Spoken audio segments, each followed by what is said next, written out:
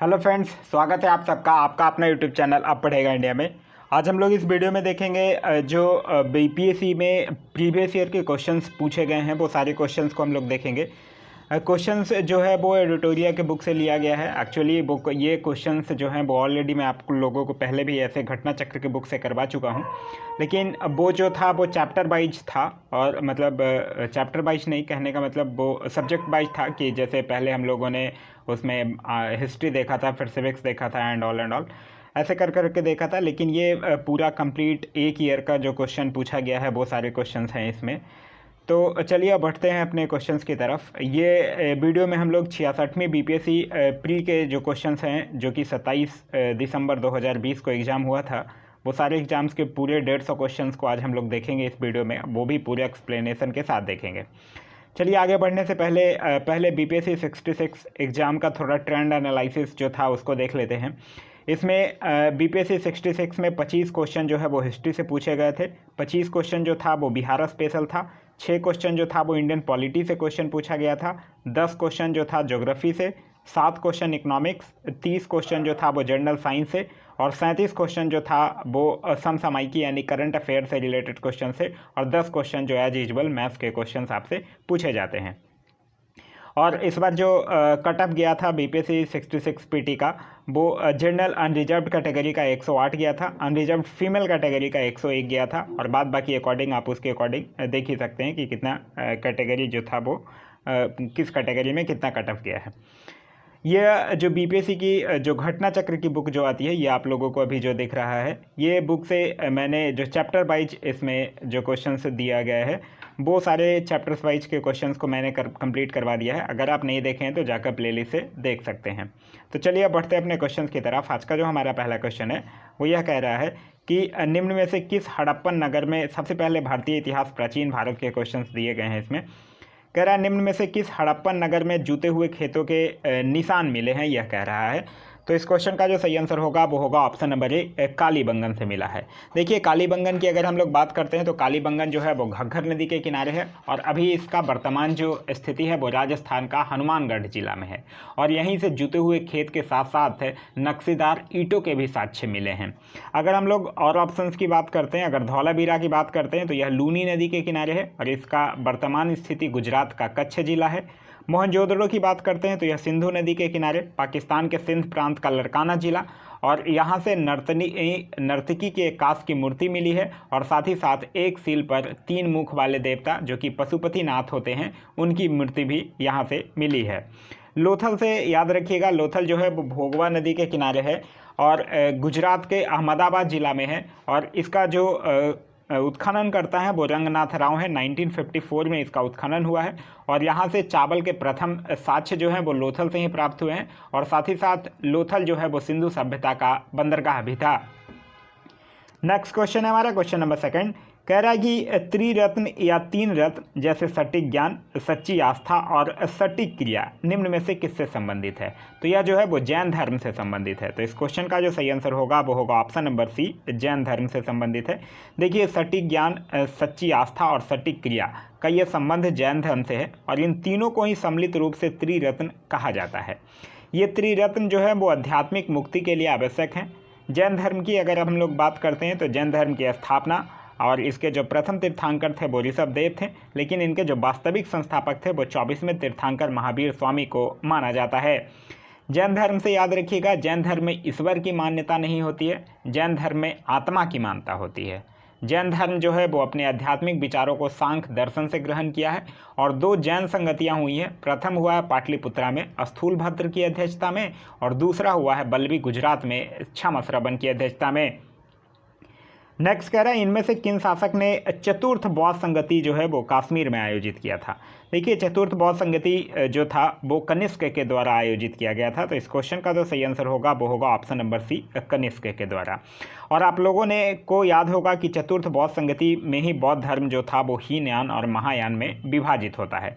4 बौद्ध संगतियाँ होती हैं। प्रथम जो होता है वो राजगृह में अजातशत्रु के शासनकाल में, दूसरा जो है वो वैशाली में कालाशोक के शासनकाल में, तीसरा पाटलिपुत्र में अशोक के शासनकाल में, और चतुर्थ जो है वो कुंडलवन में कश्मीर में कनिष्क के शासनकाल में। कनिष्क से जो याद रखने वाली बातें हैं वो ये याद रखिएगा कि कनिष्क जो था वो बौद्ध धर्म के महायान संप्रदाय का अनुयायी था, और कनिष्क जो था जब वो 78 ईस्वी में गद्दी पर बैठता है तो एक संवत चलाता है जो कि शक संवत कहलाता है, जिसे कि भारत सरकार के द्वारा प्रयोग में लाया जाता है। कनिष्क का एक राजवैद्य था चरक, जिसने चरक संहिता की रचना की थी, और कनिष्क के एक राजकवि थे अश्वघोष, जिन्होंने बौद्धों के रामायण बुद्ध चरित्र की रचना की थी। आगे कह रहा है कि निम्न में से किस भारतीय दर्शन ने परमाणु सिद्धांत का प्रतिपादन किया था। तो किस भारतीय दर्शन ने परमाणु सिद्धांत का प्रतिपादन किया था? वैशेषिक ने किया था। तो इस क्वेश्चन का जो सही आंसर होगा वो होगा ऑप्शन नंबर डी। इन्हीं के द्वारा यह परमाणु सिद्धांत जो है वो प्रतिपादन किया गया था। साथ ही साथ अगर हम लोग बात करते हैं न्याय दर्शन का, तो न्याय दर्शन का जो संबंध है वो गौतम से है। सांख्य दर्शन का संबंध जो है वो कपिल मुनि से है, याद रखिएगा। तो ये 5 क्वेश्चन थे जो एंशिएंट हिस्ट्री से पूछे गए थे। अब मध्यकालीन भारत से जो क्वेश्चन हैं वो को देखते हैं। कह रहा है कि किस दिल्ली सुल्तान ने रक्त एवं लौह की नीति अपनाई थी। तो रक्त एवं लौह की नीति जो था वो बलबन के द्वारा अपनाया गया था। तो इस क्वेश्चन का जो सही आंसर होगा वो होगा ऑप्शन नंबर बी, बलबन के द्वारा। राज्य दरबार में सिजदा एवं पबोस प्रथा की भी शुरुआत जो है वो बलबन के द्वारा ही किया गया था। बलबन को उलूग खां के नाम से भी जाना जाता था। बलबन की अगर हम लोग बात करते हैं तो बलबन जो था वो 1266 में गयासुद्दीन बलबन के नाम से दिल्ली के गद्दी पर बैठा था। इसने सीरी नामक एक नया नगर भी बसाया था। फारसी रीति रिवाज पर आधारित नौरोज उत्सव भी प्रारंभ किया था। तुर्कान चिहलगानी का विनाश भी बलबन ने किया था, और यह जो था वो मंगोलों के आक्रमण से दिल्ली की रक्षा करने में सफल भी रहा था। नेक्स्ट कह रहा है कि कौन सा मध्यकालीन भारतीय साम्राज्य जो है वो व्यापक स्तर पर स्थानीय स्वशासन के लिए प्रसिद्ध था। तो व्यापक स्तर पर स्थानीय स्वशासन के लिए प्रसिद्ध था चोल साम्राज्य। तो इस क्वेश्चन का जो सही आंसर होगा वो होगा ऑप्शन नंबर बी, चोल साम्राज्य। चोल साम्राज्य की अगर हम लोग बात करते हैं तो चोल साम्राज्य का संस्थापक जो था वो विजयालाल था। इसकी राजधानी तंजौर थी। चोल साम्राज्य के समय बड़ी संख्या में शिलालेख और तांबा के प्लेट का निर्माण किया जाता था, और चोल शासक के उत्तर मेरूर शिलालेख के माध्यम से हमें चोल काल के ग्राम प्रशासन के बारे में जानकारी मिलती है। चोल साम्राज्य से और भी कुछ यादें याद रखिएगा, जैसे संपूर्ण चोल साम्राज्य जो था वो 6 मंडलों यानी कि प्रांतों में विभक्त था। चोल काल में भूमि कर जो था वो उपज का 1/3 भाग हुआ करता था। चोल काल में सबसे महत्वपूर्ण बंदरगाह जो था वो कावेरीपट्टनम था।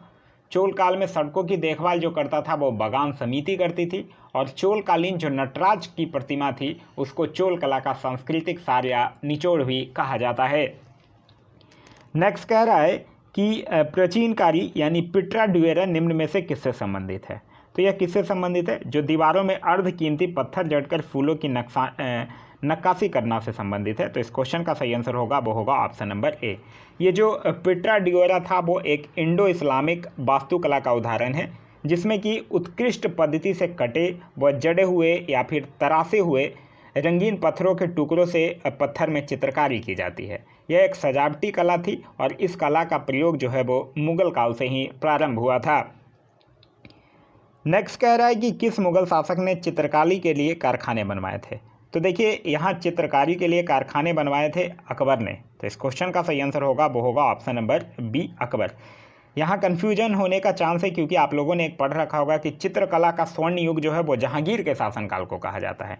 तो जहांगीर मत टिक कीजिएगा, क्योंकि यहाँ चित्रकारी का जो कारखाना है वो अकबर के द्वारा बनवाया गया था। तो इस क्वेश्चन का सही आंसर होगा वो होगा option number B, Akbar. Akbar की अगर हम लोग बात करते हैं तो अकबर का शासनकाल था 1556 से लेकर 1605 तक। अकबर के एक दरबार के प्रसिद्ध चित्रकार भी था जिसका नाम था अब्दुल समद, जिसको कि अकबर जो था वो सीरी कलम की उपाधि से भी नवाजा था। दसबंत और बसावन भी जो था वो अकबर के दरबार के प्रमुख चित्रकार था। अकबर जो था वो एक अनुवाद विभाग की भी स्थापना करता है। अकबर के काल को हिंदी साहित्य का स्वर्ण काल भी कहा जाता है। बुलंद दरवाज़ा का निर्माण भी है जो अकबर करवाता है गुजरात विजय के उपलक्ष्य में। अकबर की शासन प्रणाली की जो प्रमुख विशेषता थी वो मनसबदारी प्रथा थी। अकबर जो है वो दास प्रथा का अंत कर देता है 1562 में। 1563 में वो तीर्थ यात्रा समाप्त कर देता है, तीर्थ यात्रा पर जो कर लगता है उसको समाप्त कर देता है। 1564 में वो जजिया कर समाप्त कर देता है, और 1575 में वो इबादत खाने की स्थापना कर देता है। आगे कह रहा है कि इनमें से किसने 1857 के विद्रोह में सक्रिय भाग लिया था। तो 1857 के विद्रोह में सक्रिय भाग लेने की अगर हम लोग बात करते हैं तो नाना साहेब कानपुर, हाँ भाई इन्होंने भाग लिया था। बेगम हजरत महल लखनऊ, इन्होंने भी भाग लिया था। मौलवी अहमदुल्ला फैजाबाद, इन्होंने भाग लिया था। दिल्ली की अगर बात करते हैं तो दिल्ली से किसने भाग लिया था? बहादुर शाह ने भाग लिया था। तो इस क्वेश्चन का तो सही आंसर हो जाएगा, वो हो जाएगा उपयुक्त में से एक से अधिक, यानी ऑप्शन नंबर ई जो होगा वो आपका सही आंसर होगा। 1857 की अगर हम लोग क्रांति की बात करते हैं तो याद रखिएगा 1857 की क्रांति जो है वो 10 मई 1857 के दिन मेरठ की पैदल टुकड़ी 20 NI से 1857 की क्रांति की शुरुआत हुई थी। 1857 की क्रांति के समय जो भारत का गवर्नर जनरल था वो लॉर्ड कैनिंग था और इंग्लैंड का प्रधानमंत्री जो था वो पॉम्सटेन था। 1857 के मामले की जांच हेतु एक पील कमीशन को भी नियुक्त किया गया था। नेक्स्ट क्वेश्चन हमारा क्वेश्चन नंबर 10 कह रहा है कि किस अधिनियम के बारे में जवाहरलाल नेहरू ने कहा था कि हमें एक ऐसी कार दी गई है जिसमें सब ब्रेक थे किंतु इंजन नहीं था। यह किसके बारे में जवाहरलाल नेहरू के द्वारा कहा गया है? यह कहा गया है 1935 के अधिनियम के बारे में। तो इस क्वेश्चन का जो सही आंसर होगा वो होगा ऑप्शन नंबर जी, 1935 के अधिनियम के बारे में। देखिए 1935 का जो अधिनियम था वो भारत में संघीय व्यवस्था पर तो जोर दिया था, लेकिन भारत की स्वतंत्रता के विषय में वो मौन था। इसी के कारण भारतीयों के द्वारा 1935 के अधिनियम का आलोचना किया गया था। 1935 के अधिनियम से कुछ जो याद रखने वाली बातें हैं वो याद रखिएगा। प्रांतों में द्वैत शासन व्यवस्था का अंत किया गया था। केंद्र में द्वैत शासन की स्थापना कर दी गई थी।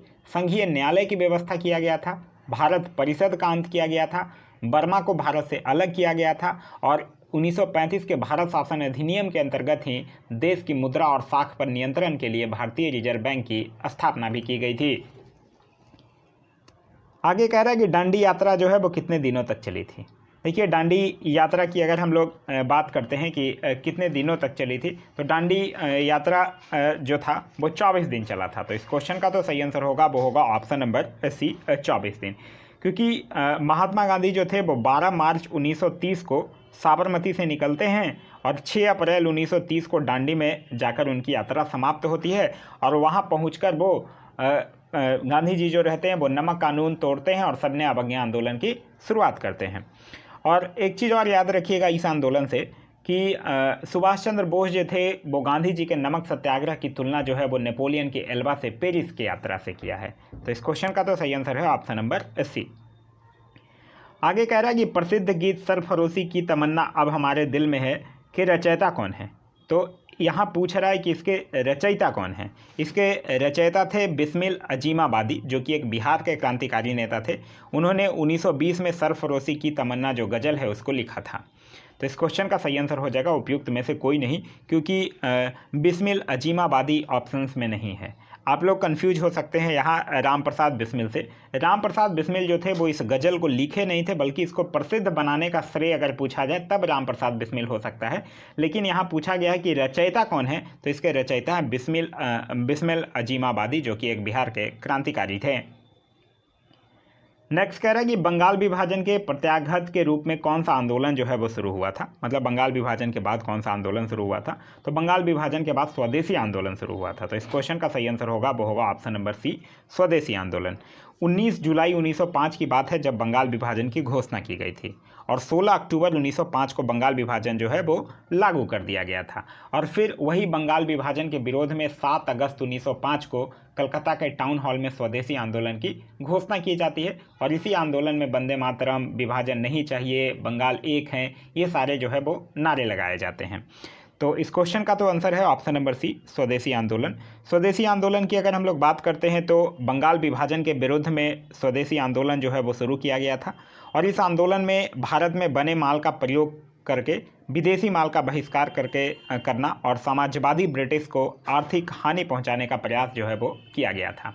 एक चीज़ स्वदेशी आंदोलन से और याद रखिएगा कि स्वदेशी आंदोलन का विचार जो है वो सर्वप्रथम कृष्ण कुमार मित्र के पत्र संजीवनी में 1905 में प्रस्तुत किया गया था। आगे कह रहा है कि इनमें से 1945-46 में दिल्ली में हुए INA के मुकदमे के पक्ष में पेश हुए कौन वकील थे। तो उनका नाम था भूलाभाई देसाई। तो इस क्वेश्चन का जो सही आंसर होगा वो होगा option number B, Bhulabhai Desai. INA यानी आज़ाद हिंद फौज की बात करते हैं तो इसकी स्थापना का विचार जो है वो सर्वप्रथम कैप्टन मोहन सिंह के मन में आया था। आज़ाद हिंद फौज की जो प्रथम डिवीज़न का जो गठन है वो 1 सितंबर 1942 को कैप्टन मोहन सिंह के द्वारा किया गया था, लेकिन वो असफल रहा था।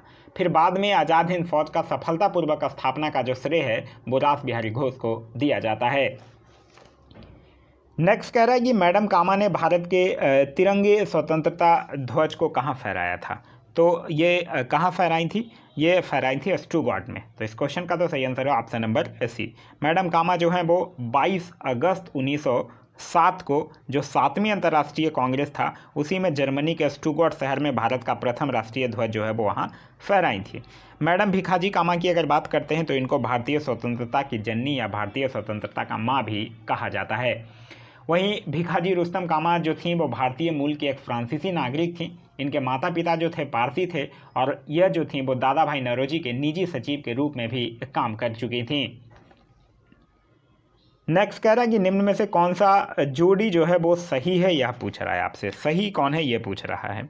विनोबा भावे दूसरे व्यक्तिगत सत्याग्रही, ये गलत है क्योंकि विनोबा भावे जो थे वो पहले व्यक्तिगत सत्याग्रही थे, दूसरे थे जवाहरलाल नेहरू। ठीक है। सी.आर. दास देशबंधु, ये बिल्कुल सही है। चित्तरंजन दास जो थे वो उनको देशबंधु के उपनाम से जाना जाता है। तो इस क्वेश्चन का सही आंसर होगा वो होगा ऑप्शन नंबर बी। देशबंधु यानी चित्तरंजन दास से एक चीज़ और याद रखिएगा, इनको सुभाष चंद्र बोस के राजनीतिक गुरु के रूप में भी जाना जाता है। वहीं आगे कह रहा है विलियम बेडनबर्न 1907 के कांग्रेस सभापति, ये गलत है क्योंकि 1907 का जो कांग्रेस का सूरत अधिवेशन हुआ था जिसमें कांग्रेस का प्रथम विभाजन हुआ था, उसकी अध्यक्षता जो है वो रास बिहारी घोष के द्वारा किया गया था, ना कि विलियम बेडनबर्न के द्वारा। आगे कह रहा है श्यामजी कृष्ण वर्मा पेरिस में इंडिया हाउस के संस्थापक। तो श्यामजी कृष्ण वर्मा जो थे वो लंदन में इंडिया हाउस के संस्थापक थे, ना कि पेरिस में। तो ये भी गलत है यहाँ पे, ये लंदन में इंडियन हाउस के संस्थापक थे और कब किए थे? 1905 में किए थे। तो ये भी गलत है। तो इस क्वेश्चन का जो सही आंसर होगा वो होगा ऑप्शन नंबर बी। आगे कह रहा है ये भारतीय राष्ट्रीय कांग्रेस के द्वारा किस दिन को पूर्ण स्वराज दिवस मनाने की घोषणा किया गया था। तो यह किया गया था 26 जनवरी 1930 को। तो इस क्वेश्चन का जो सही आंसर होगा वो होगा ऑप्शन नंबर ए, 26 जनवरी 1930 को।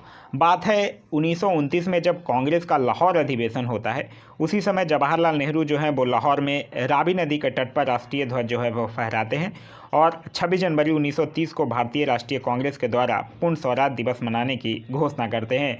फिर बाद में आगे जाकर इसी दिन को यादगार बनाने के लिए हमारा गणतंत्र दिवस जो है वो 26 जनवरी 1950 को ही हर साल मनाया जाता है। आगे कह रहा है कि बंगाल में द्विशासन प्रणाली किसके द्वारा लागू की गई थी। द्विशासन प्रणाली का मतलब समझते ही होंगे आप लोग क्या है। द्विशासन प्रणाली का मतलब होता था कि राजस्व वसूलने, सैनिक संरक्षण और विदेशी मामले, ये सब काम जो थे वो कंपनी के अधीन थे और शासन चलाने की जो जिम्मेदारी था वो नवाबों के हाथों में था। इसी को द्वैत शासन की व्यवस्था कहा गया है। और द्वैत शासन जो था वो रॉबर्ट क्लाइव के द्वारा 1765 में शुरू किया गया था। तो इस क्वेश्चन का जो सही आंसर होगा वो होगा option number C, Robert Clive के द्वारा। और फिर जाके रॉबर्ट क्लाइव जो है वो इसको 1765 में शुरू करता है और फिर इसको 1772 में जो वारेन हेस्टिंग्स आता है वो इसको समाप्त कर देता है। क्लियर है। रॉबर्ट क्लाइव से जो याद रखने वाली बातें हैं वो याद रखिएगा। रॉबर्ट क्लाइव जो था वो बंगाल के समस्त क्षेत्र के लिए 2 उप दीवान, बंगाल के लिए मोहम्मद रजा खां और बिहार के लिए राजा सिताब राय को नियुक्त किया था। साथ ही साथ रॉबर्ट क्लाइव जो था वो मुगल सम्राट शाह आलम द्वितीय को इलाहाबाद की द्वितीय संधि जो 1765 में हुई थी उसके द्वारा कंपनी के संरक्षण में ले लिया था। नेक्स्ट कह रहा है कि इनमें से किसने 1893 में शिकागो में आयोजित धर्म संसद में भाग लिया था। तो शिकागो में आयोजित धर्म संसद जो हुआ था 11 सितंबर 1893 को। ठीक है। शिकागो है कहाँ? अमेरिका में। तो किसने भाग लिया था? स्वामी विवेकानंद जो थे वो भारत का प्रतिनिधित्व किए थे। तो इस क्वेश्चन का सही आंसर होगा वो होगा option number B, Swami Vivekananda. Swami Vivekananda से याद रखिएगा, स्वामी विवेकानंद का बचपन का जो नाम था वो नरेंद्र दत्त था। इनको भारत के आध्यात्मिक गुरु के रूप में भी माना जाता है। इन्होंने 1897 में रामकृष्ण मिशन की स्थापना किया था और 1887 में बेलूर मठ की स्थापना किया था। यहाँ तक कि जो राष्ट्रीय युवा दिवस भी है वो भी स्वामी विवेकानंद से ही संबंधित है। नेक्स्ट कह रहा है कि 1923 में स्वराज पार्टी का गठन किसने किया था। तो 1923 में चित्तरंजन दास और मोतीलाल नेहरू के द्वारा स्वराज पार्टी का गठन किया गया था। तो इस क्वेश्चन का जो सही आंसर होगा वो होगा ऑप्शन नंबर सी, सी.आर. दास और मोतीलाल नेहरू के द्वारा। कब किया गया था? 1930 में। और कहाँ किया गया था? तो इलाहाबाद में। क्लियर है। चलिए देखिए, हुआ क्या था कि जब असहयोग आंदोलन की समाप्ति के बाद जो कांग्रेस के विभिन्न नेताओं थे उनमें असंतोष था और इसी में कुछ विवाद हुआ था और उसी विवाद के बाद फिर मोतीलाल नेहरू और चित्तरंजन दास जो थे वो अलग होकर स्वराज पार्टी का गठन कर देते हैं। और स्वराज पार्टी का जो मुख्य उद्देश्य था वो था कि व्यवस्थापिका सभाओं में प्रवेश करके सरकार की नीतियों का आलोचना करना था। नेक्स्ट कह रहा है कि प्रसिद्ध नाटक जो है नील दर्पण, जिसमें इंडिगो की खेती करने वाले किसानों के दमन का चित्रण किया गया है, किसकी रचना है? तो यह रचना है दीनबंधु मित्र की। तो इस क्वेश्चन का जो सही आंसर होगा वो होगा ऑप्शन नंबर डी, दीनबंधु मित्र। यह जो नील दर्पण नाटक है, यह जो नील विद्रोह हुआ था 1859 में, उसी पर आधारित है। इसमें जो नील किसानों हैं उनकी दुर्दशा पर चर्चा की गई है इस नाटक में। एक चीज़ नील दर्पण से याद रखिएगा, नील दर्पण का अंग्रेजी में भी अनुवाद होता है जो कि मधुसूदन दत्त के द्वारा किया जाता है। क्लियर है? वहीं अगर हम लोग जो नील विद्रोह 1859 में हुआ है अगर उसकी बात करते हैं तो नील विद्रोह की घटना जो है वो बंगाल के नदिया जिला में हुआ था, जिसके प्रमुख नेता थे दिगंबर बिश्वास और विष्णु विश्वास। आगे कह रहा है कि 1760 का प्रसिद्ध बॉन्डीवास का युद्ध जो है वो अंग्रेजों के द्वारा किसके खिलाफ लड़ा गया? बॉन्डीवास की युद्ध की अगर हम लोग बात करते हैं तो आप लोगों को याद ही होगा 22 जनवरी 1760। इसमें अंग्रेजों और फ्रांसीसियों के मध्य हुआ था। यह एक निर्णायक युद्ध था जिसमें फ्रांसीसी सेना जो है वो बुरी तरह से हार जाती है। इसमें बॉन्डीवास की युद्ध की अगर बात करते हैं तो एक क्वेश्चन पूछा जाता है कि बॉन्डीवास के युद्ध में अंग्रेजी सेना का नेतृत्व किसने किया था? तो इसमें अंग्रेजी सेना का जो नेतृत्व है वो आयरकूट के द्वारा किया गया था। अच्छा ये बताइए बॉन्डीवास है कहाँ? बॉन्डीवास है तमिलनाडु में। नेक्स्ट कह रहा है कि निम्न में से किस अधिनियम ने भारत में पृथक निर्वाचक मंडल का आरंभ किया? तो भारत में पृथक निर्वाचक मंडल का आरंभ किया भारतीय परिषद अधिनियम 1909। तो इस क्वेश्चन का सही आंसर होगा वो होगा ऑप्शन नंबर डी, भारतीय परिषद अधिनियम 1909। और 1909 में जो लॉर्ड मार्लो था वो इंग्लैंड में भारत के राज्य सचिव थे और लॉर्ड मिंटो जो थे वो भारत के वायसराय थे। क्लियर है? अब एक चीज़ बताइए आप कि इसीलिए जब जो कि लॉर्ड मार्लो थे जो इंग्लैंड में भारत के राज्य सचिव और लॉर्ड मिंटो जो थे वो भारत के वायसराय, इसीलिए इसको मार्लो मिंटो सुधार के नाम से भी जाना जाता है।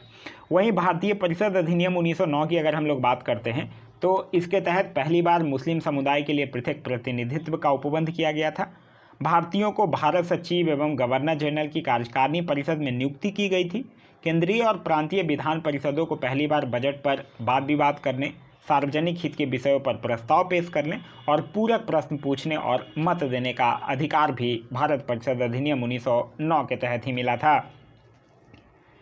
आगे कह रहा है कि 1831 में बूधो भगत के नेतृत्व में कोल विद्रोह जो है वो किस क्षेत्र में हुआ था?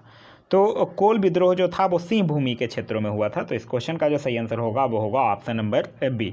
और इस विद्रोह के जो प्रमुख नेता थे वो बूधो भगत और मदारी महतो थे और यह विद्रोह जो था वो 1831-32 के समय हुआ था। आगे कह रहा है कि निम्न में से किस कॉलेज में गांधी जी ने पढ़ाई किया था? तो गांधी जी की प्रारंभिक पढ़ाई तो राजकोट में ही हुई थी, लेकिन जब वो मैट्रिक की परीक्षा उत्तीर्ण हो जाते हैं उसके बाद वो भावनगर के श्यामल दास कॉलेज में पढ़ाई करने जाते हैं और फिर उसके बाद वो आगे की पढ़ाई इंग्लैंड जाकर करते हैं। तो इस क्वेश्चन का जो सही आंसर होगा वो होगा ऑप्शन नंबर ए, श्यामल दास कॉलेज भावनगर। नेक्स्ट कह रहा है कि बिहार के प्रथम मुख्यमंत्री कौन थे? तो बिहार के प्रथम मुख्यमंत्री थे डॉक्टर श्री कृष्ण सिंह। ठीक है, जो 1937 में गठित प्रथम कांग्रेसी मंत्रिमंडल था उसमें वो मुख्यमंत्री बने थे। स्वतंत्रता के पश्चात भी वो 1946 से लेकर 1961 तक वो मुख्यमंत्री रहे थे और श्री कृष्ण सिंह को बिहार केसरी के नाम से भी जाना जाता है। नेक्स्ट कह रहा है कि बिहार में कांग्रेस का प्रथम अधिवेशन रखा गया था। तो बिहार में कांग्रेस का पहला अधिवेशन जो है वो 1912 में होता है बांकीपुर पटना में, जिसकी अध्यक्षता जो है वो आर्यन मंगोलकर के द्वारा किया जाता है। फिर इसके बाद 10 साल बाद 1922 में होता है गया में कांग्रेस का अधिवेशन, जिसकी अध्यक्षता जो है वो चित्तरंजन दास के द्वारा किया जाता है। तो इस क्वेश्चन का जो सही आंसर होगा वो होगा ऑप्शन नंबर ए, पटना में। नेक्स्ट कह रहा है जयप्रकाश नारायण को कौन सी उपाधि दी गई थी? तो जयप्रकाश नारायण को लोकनायक के उपनाम से जाना जाता है। तो इस क्वेश्चन का सही आंसर होगा वो होगा ऑप्शन नंबर बी, लोकनायक के नाम से। जयप्रकाश नारायण को 1998 में भारत सरकार के द्वारा भारत रत्न से भी सम्मानित किया गया है।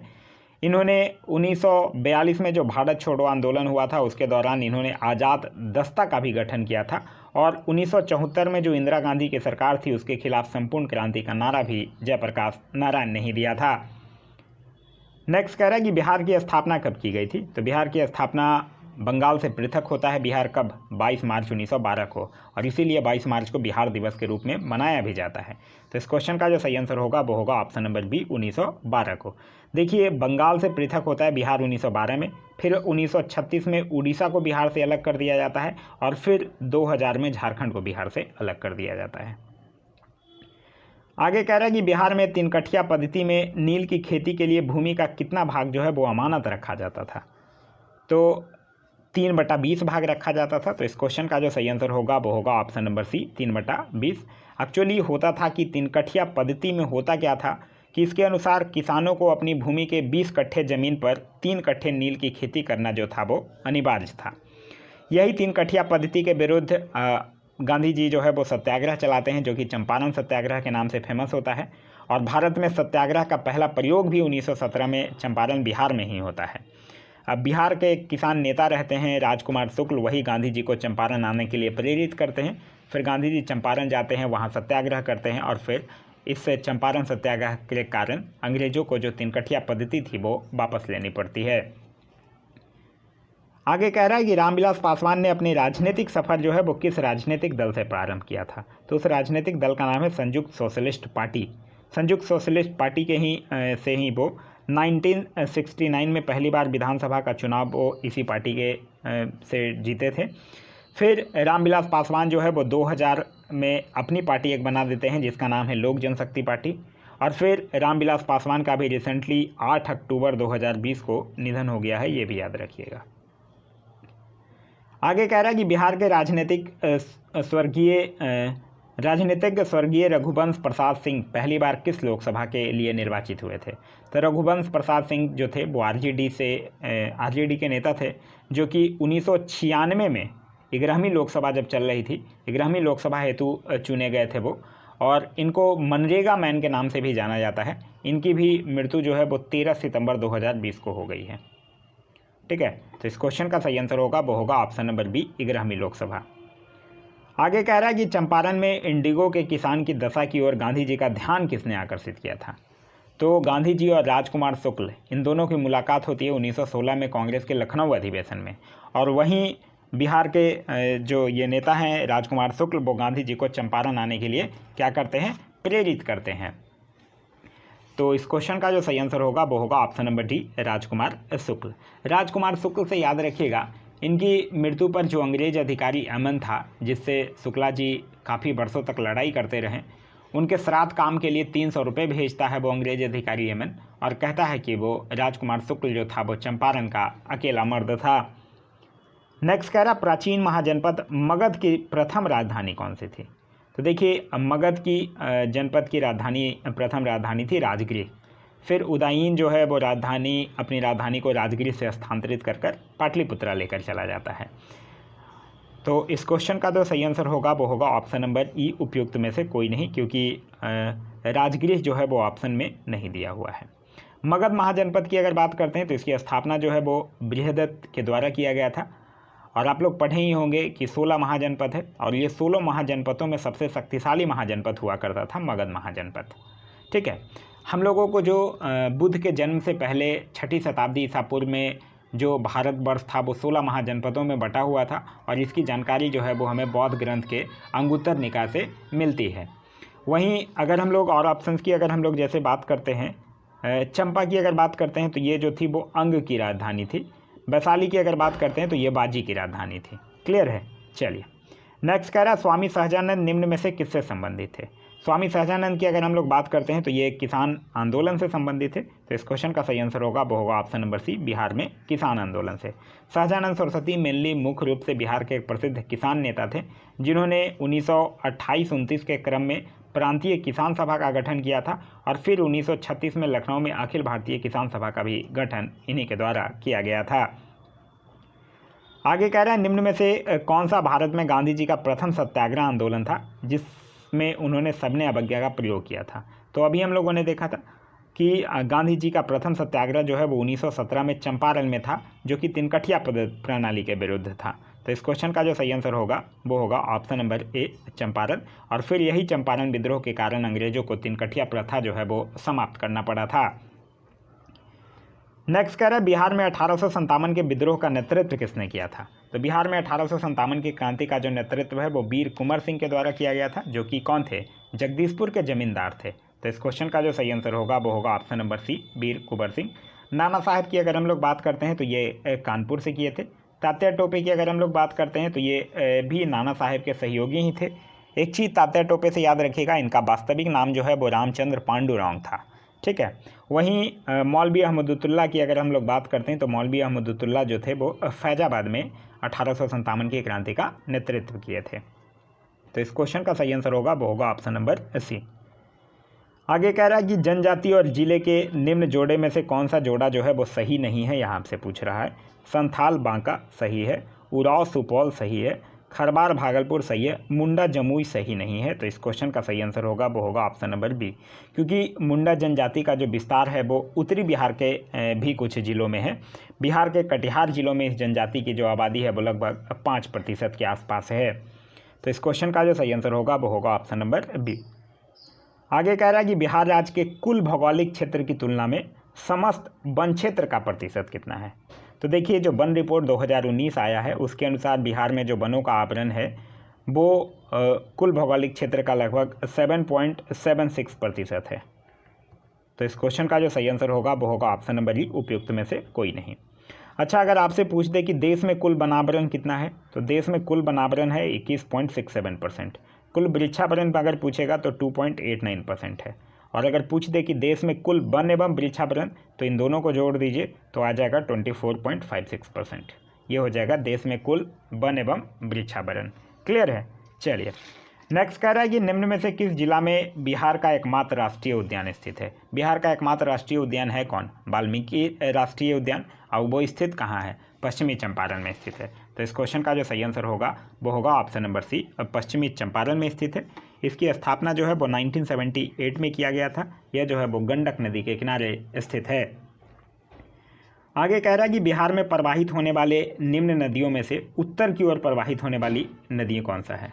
ठीक है, तो बागमती, कमला, कोसी, गंडक, ये सब नदियां जो हैं वो उत्तर दिशा से दक्षिण की ओर प्रवाहित होती हैं। और ये सभी जो नदियां हैं वो हिमालय नदियां हैं। और यह नेपाल में हिमालय से मिलकर फिर बिहार में हिमालय से निकलकर बिहार में प्रवेश करके गंगा की सहायक नदी बन जाती हैं। तो इस क्वेश्चन का जो सही आंसर होगा वो होगा ऑप्शन नंबर ई, उपयुक्त में से एक से अधिक। आगे कह रहा है कि बिहार के निम्न जिलों में से किस जिलों में ही पिडमोंट स्वयं मिट्टी पाई जाती है। तो पिडमोंट स्वयं मिट्टी जो होती है वो धान की खेती के लिए सर्वोत्तम मानी जाती है और यह पश्चिमी चंपारण में पाई जाती है। तो इस क्वेश्चन का जो सही आंसर होगा वो होगा ऑप्शन नंबर सी, पश्चिमी चंपारण में। नेक्स्ट कह रहा है बिहार के निम्न प्रशासनिक विभागीय जोड़े में से किस जोड़े में गंगा नदी नहीं बहती है। ठीक है, देखिए याद रखिएगा गंगा नदी जो है वो बिहार के 12 जिलों से होकर बहती है। वो 12 जिला है बक्सर, भोजपुर, सारण, पटना, वैशाली, समस्तीपुर, बेगूसराय, मुंगेर, खगड़िया, कटिहार, लखीसराय और भागलपुर। ठीक है, तो ये कोसी मगध से होकर नहीं बहती है। तो इस क्वेश्चन का जो सही आंसर होगा वो होगा ऑप्शन नंबर डी। वहीं याद रखिएगा अगर हम लोग गंगा की बात करते हैं तो गंगा नदी का जो उद्गम है वो गंगोत्री के पास गौमुख हिमानी से है। और 4 नवंबर 2008 को गंगा को राष्ट्रीय नदी जो है वो घोषित किया गया था। आगे कह रहा है कि वर्ष 1632 में बिहार के पटना शहर में कौन सी कंपनी ने अपनी फैक्ट्री स्थापित किया था।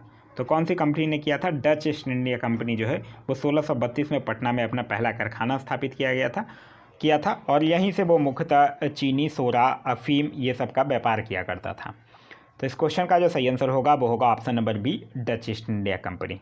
देखिए डचों से एक चीज़ याद रखिएगा, डचों जो थे वो भारत में अपनी प्रथम व्यापारी कोठी जो है वो मसूलीपट्टनम में स्थापित किया था।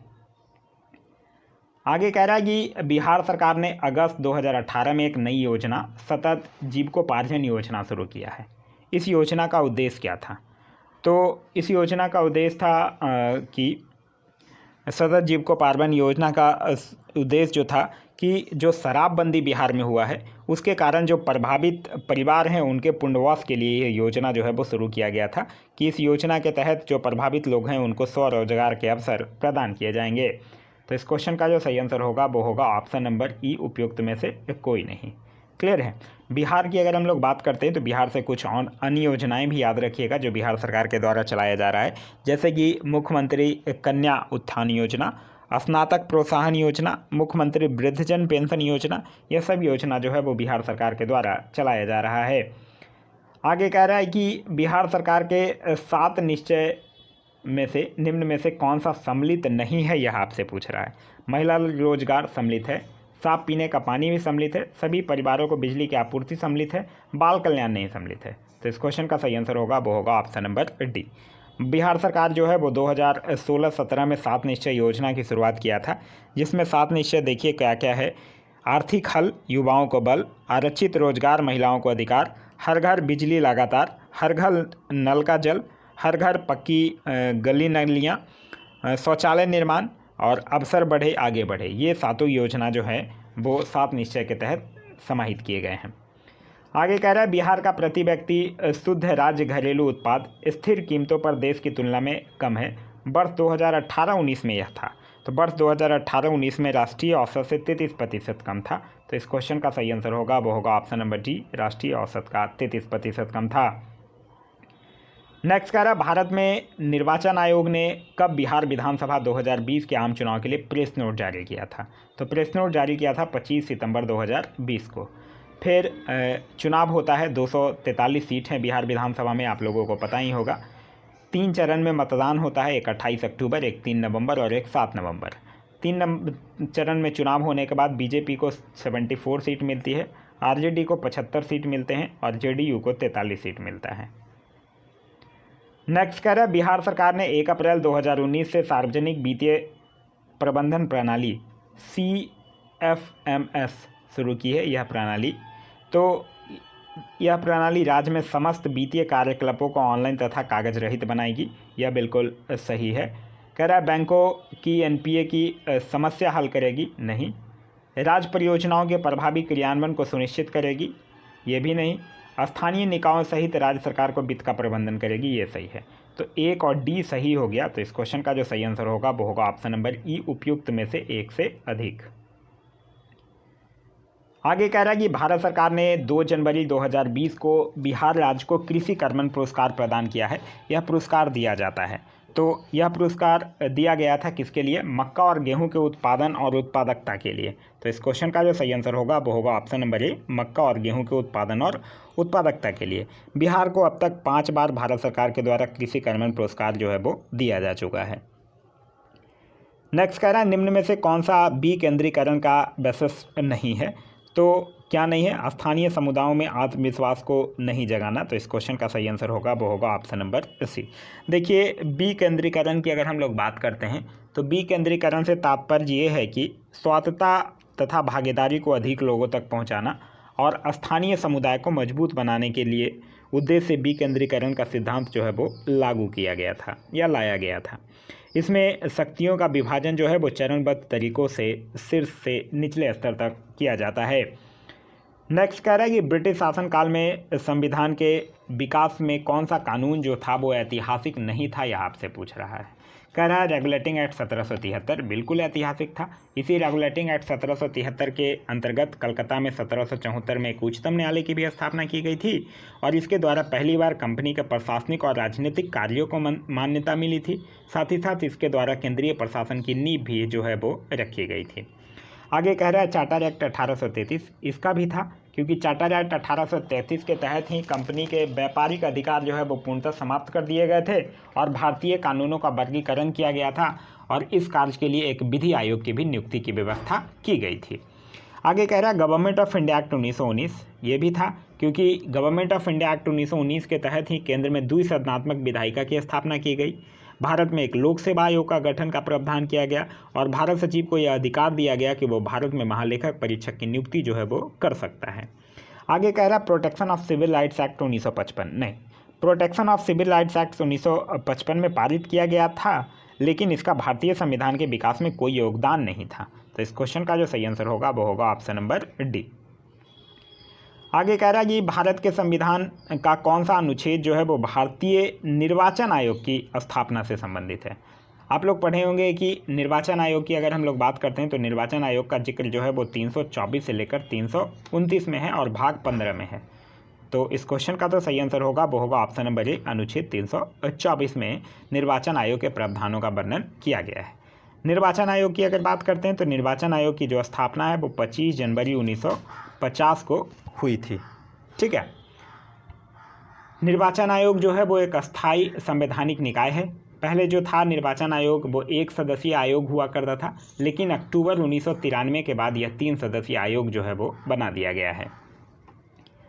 आगे कह रहा है विधि का नियम या कानून का अधिराज्य का मतलब क्या है। तो विधि का नियम या कानून के अधिराज्य का मतलब क्या है कि सभी के लिए एक कानून और सभी के लिए एक न्यायतंत्र। तो इस क्वेश्चन का जो सही आंसर होगा वो होगा ऑप्शन नंबर ए।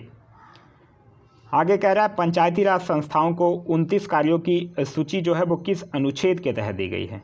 तो 29 कार्यों की सूची जो है वो अनुच्छेद 243 के जी के तहत दिया गया है। तो इस क्वेश्चन का तो सही आंसर है वो है ऑप्शन नंबर डी।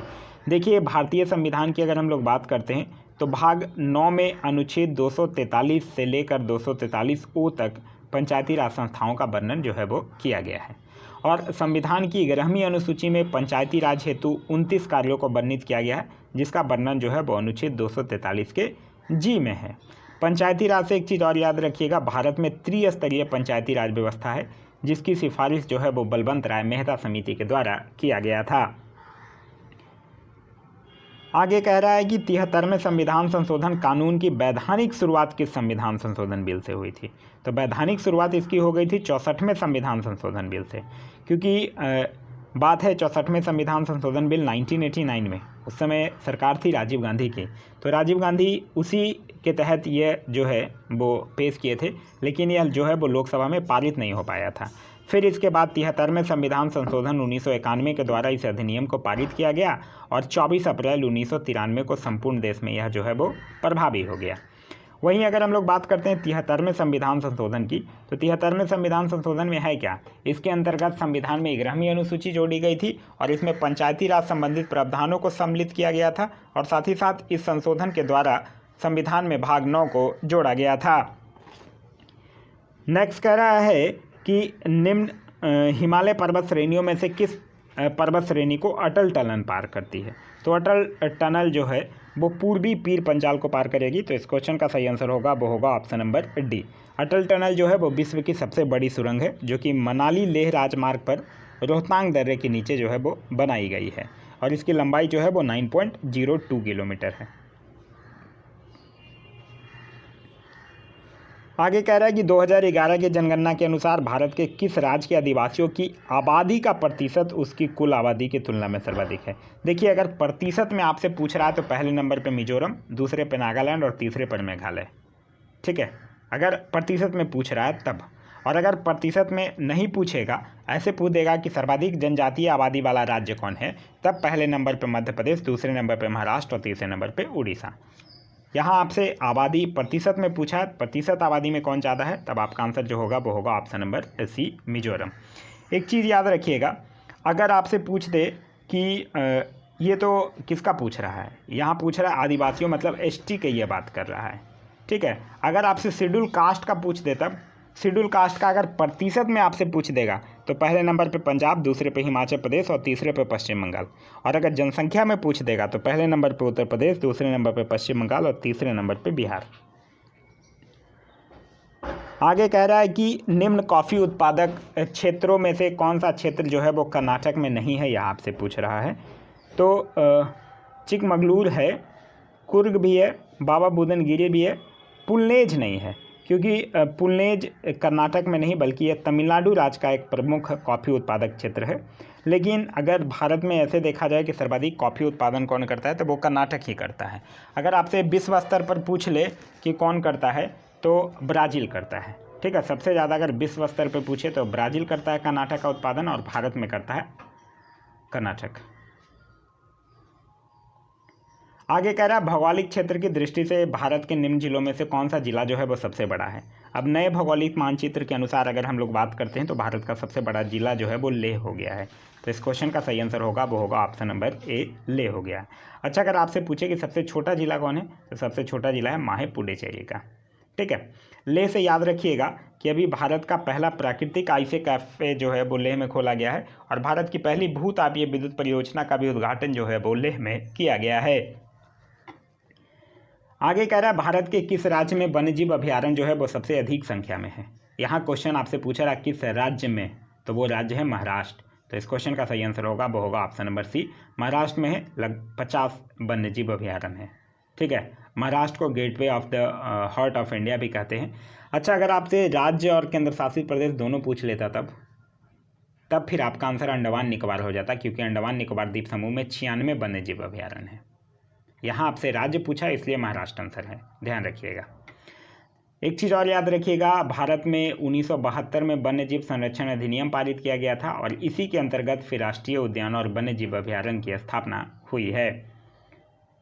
आगे कह रहा है कि खनिज और जिले में निम्न जोड़ों में से कौन सा जोड़ा जो है वो सही है, यह पूछ रहा है। लाइमस्टोन कैमूर, हाँ यही सही है, क्योंकि सर्वोत्तम किस्म का जो चूना पत्थर है वो रोहतास और कैमूर के पठार में ही पाया जाता है। तो इस क्वेश्चन का जो सही आंसर होगा वो होगा ऑप्शन नंबर ए। आगे कह रहा है कि भौगोलिक क्षेत्र की दृष्टि से जापान का सबसे बड़ा द्वीप कौन है। तो भौगोलिक क्षेत्र की दृष्टि से जापान का जो सबसे बड़ा द्वीप है वो होन्शु द्वीप है। तो इस क्वेश्चन का सही आंसर होगा वो होगा ऑप्शन नंबर बी, होन्शु द्वीप है। लेकिन अगर दुनिया में देखा जाए तो दुनिया में होन्शु जो है वो 7वां सबसे बड़ा द्वीप है। और अगर जनसंख्या की दृष्टि से देखा जाए तो इंडोनेशिया का जो जावा द्वीप है उसके बाद विश्व का दूसरा सर्वाधिक जनसंख्या वाला जो द्वीप है वो यही होन्शु द्वीप है। ठीक है, क्योंकि जो जापान की राजधानी है टोक्यो वो होन्शु के मध्य पूर्ण भाग में ही स्थित है। कह रहा है कि ग्रीनलैंड निम्न देशों में से किस देश का भाग है। तो ग्रीनलैंड जो है वो भौगोलिक रूप से अगर देखिएगा तो उत्तरी अमेरिका महाद्वीप के हिस्से में आएगा, लेकिन राजनीतिक रूप से देखिएगा तो इस पर यूरोप का जो डेनमार्क है उसके आधिपत्य है। तो इस क्वेश्चन का जो सही आंसर होगा वो होगा ऑप्शन नंबर ए, डेनमार्क। वहीं ग्रीनलैंड की अगर हम लोग बात करते हैं तो ग्रीनलैंड जो है वो दुनिया का सबसे बड़ा द्वीप है। नेक्स्ट कह रहा है कि निम्न देशों में से किस देश में 2019 में सालाना सबसे अधिक सोने का उत्पादन टन में हुआ था। तो सर्वाधिक उत्पादन करने वाला सोना का जो देश है वो है चाइना। अच्छा, सबसे ज़्यादा खपत करने वाला देश कौन है सोना, तो वो है हमारा देश भारत। ठीक है, सबसे ज़्यादा खपत भारत का सोना का जो है वो भारत में हुआ है। ठीक है, सोना की अगर हम लोग बात करते हैं उत्पादन में तो उत्पादन में पहले नंबर पे चीन, और अगर राज्यों में बात करते हैं तो पहले नंबर पे है कर्नाटक, और देश में बात करेंगे तो पहले नंबर पे चीन, दूसरे पर ऑस्ट्रेलिया और तीसरे पर रूस। नेक्स्ट कह रहा है निम्न में से किस महाद्वीप में सबसे अधिक देश हैं। तो सबसे अधिक देशों वाला महाद्वीप जो है वो है अफ्रीका। तो इस क्वेश्चन का जो सही आंसर होगा वो होगा ऑप्शन नंबर सी, अफ्रीका जो है वो सर्वाधिक देश वाला महाद्वीप है। अफ्रीका से एक चीज़ और याद रखिएगा, अफ्रीका जो है वो विश्व का दूसरा सबसे बड़ा महाद्वीप है, जो कि जिब्राल्टर जल संधि के द्वारा यूरोप से पृथक होता है। अफ्रीका एकमात्र ऐसा महाद्वीप है जिससे होकर विषुवत, कर्कवृत्त और मकरवृत्त गुजरते हैं। अफ्रीका के उष्ण घास के मैदान को सवाना और शीतोष्ण घास के मैदान को बेल्ट भी कहा जाता है। आगे कह रहा है कि निम्न राज्यों में से कौन सा राज्य जो है वो भारत में सर्वाधिक सौर ऊर्जा का उत्पादक है। तो भारत में सर्वाधिक सौर ऊर्जा का उत्पादक पहले नंबर पर है कर्नाटक, दूसरे नंबर पर है तेलंगाना और तीसरे नंबर पर है राजस्थान। कर्नाटक की अगर हम लोग बात करते हैं तो कर्नाटक जो है वो मक्का, कॉफ़ी, सूरजमुखी, ज्वार, सोना, ये सब की भी उत्पादन में भारत का सबसे अग्रणी राज्य है। आगे कह रहा है कि उद्योग और स्थान के निम्न जोड़ों में से कौन सा जोड़ा जो है वो सही नहीं है, यह आपसे पूछ रहा है। कह रहा है कि वाई रिफाइनरी बरौनी सही है, सीमेंट बंजारी सही है, फर्टिलाइजर भौरही सही है, रेल डिब्बा और अभियांत्रिकी भागलपुर ये सही नहीं है, यहाँ मुजफ्फरपुर होना चाहिए था। तो इस क्वेश्चन का सही आंसर होगा वो होगा ऑप्शन नंबर डी। नेक्स्ट कह रहा है भारत में खाद्य प्रबंधन का निम्न में से कौन सा एक उद्देश्य नहीं है, यह आपसे पूछ रहा है। खदानों का वितरण है, खदानों की खरीद है, खदानों के बफर स्टॉक का रखरखाव है, खदानों का निर्यात नहीं है। तो इस क्वेश्चन का जो सही आंसर होगा वो होगा ऑप्शन नंबर डी। आगे कह रहा है भारत में राजस्व घाटे से तात्पर्य है कि। तो राजस्व घाटा क्या होता है, कुल राजस्व प्राप्ति माइनस कुल राजस्व व्यय। तो इस क्वेश्चन का सही आंसर होगा भारत सरकार को अपने उन व्ययों को वित्त पोषण के लिए उधार लेने की आवश्यकता है जो पूंजीगत परिसंपत्तियों का निर्माण नहीं करते हैं। तो इस क्वेश्चन का जो सही आंसर होगा वो होगा ऑप्शन नंबर बी। नेक्स्ट कह रहा है कि वर्ष 2019-20 में निम्न में से कौन सा देश जो है वो भारत का सर्वाधिक व्यापारिक भागीदारी वाला देश रहा है। तो सर्वाधिक व्यापारिक भागीदारी वाला देश जो रहा है वो रहा है संयुक्त राज्य अमेरिका। तो इस क्वेश्चन का जो सही आंसर होगा वो होगा ऑप्शन नंबर ए, संयुक्त राज्य अमेरिका। और जो 2019 में जो वाणिज्य मंत्रालय के आंकड़े आए हैं उसके अकॉर्डिंग 88.75 अरब अमेरिकी डॉलर का द्विपक्षीय व्यापार भारत और अमेरिका के बीच हुआ है। आगे कह रहा है भारतमाला परियोजना से भारत का निम्न में से कौन सा इंफ्रास्ट्रक्चर क्षेत्र जो है वो प्रभावित है। तो भारतमाला परियोजना जो है वो एक राष्ट्रीय राजमार्ग विकास परियोजना है जिसमें सड़क और राष्ट्रीय गलियारों को ज़्यादा से ज़्यादा बेहतर बनाने एवं निर्माण करने की परियोजना को शामिल किया गया है। तो इस क्वेश्चन का जो सही आंसर होगा वो होगा ऑप्शन नंबर सी, सड़क इंफ्रास्ट्रक्चर। आगे कह रहा है भारत में औद्योगिक क्षेत्र की उपलब्धि को मापने के लिए निम्न में से कौन सी संस्था जो है वो औद्योगिक उत्पादन के सूचकांक को जारी करती है। तो यह जारी करती है CSO। तो इस क्वेश्चन का सही आंसर होगा वो होगा ऑप्शन नंबर सी, केंद्रीय सांख्यिकी कार्यालय CSO। लेकिन वर्तमान में औद्योगिक उत्पादन सूचकांक जो है वो राष्ट्रीय सांख्यिकी कार्यालय NSO द्वारा जारी किया जाता है, क्योंकि पहले यह जो था वो CSO के द्वारा जारी किया जाता था, फिर बाद में उसका मर्जर हो गया, इसलिए अब ये इसको NSO के द्वारा जारी किया जाता है। क्लियर है। चलिए नेक्स्ट क्वेश्चन कह रहा है कि दो समानांतर प्रतिरोध वाले सर्किट का कुल प्रतिरोध जो है वो 1.403 दिया हुआ है। तो एक प्रतिरोध का मान जो है वो 2.0 किलो ओम है, तो दूसरे प्रतिरोध का मान निकालिए। आप लोग पढ़े ही होंगे कि 1 बराबर R resultant equal to 1/R1 plus में 1/R2। ठीक है, इसका वैल्यू दिया हुआ है 1.403, इसका वैल्यू R1 का वैल्यू दिया हुआ है, तो R2 का वैल्यू यहाँ से बड़े आराम से आप निकाल सकते हैं। R2 का वैल्यू जो आएगा वो आएगा 4.70। तो इस क्वेश्चन का सही आंसर होगा वो होगा option number D, 4.70 kilo ohm. आगे कह रहा है कि गर्म करने पर एक अर्धचालक का प्रतिरोध। देखिए तापमान बढ़ने पर अर्धचालक में इलेक्ट्रॉनों की उपलब्धता के कारण प्रतिरोध जो है वो घट जाता है। तो इस क्वेश्चन का सही आंसर होगा वो होगा ऑप्शन नंबर बी, घटता है। अर्धचालक की बात करते हैं तो सिलिकॉन, जर्मेनियम, कैडमियम ये सब क्या है, ये सब अर्धचालक के उदाहरण हैं। आगे कह रहा है फैराडे स्थिरांक क्या है। तो यह एक यूनिवर्सल कांस्टेंट है। तो इस क्वेश्चन का सही आंसर होगा वो होगा ऑप्शन नंबर डी, सार्वभौमिक स्थिरांक है। तो इस क्वेश्चन का सही answer option number D. Faraday जो है वो एक मोल या एवोगैड्रो के इलेक्ट्रॉनों की संख्या के द्वारा किए गए विद्युत आवेश की मात्रा का प्रतिनिधित्व जो है वो करता है। नेक्स्ट कह रहा है प्रकाश वर्ष जो है वो किसकी इकाई है। तो प्रकाश वर्ष खगोलीय दूरी नापने के लिए यूज किया जाता है। तो इस क्वेश्चन का सही आंसर होगा वो होगा ऑप्शन नंबर सी, दूरी का इकाई है।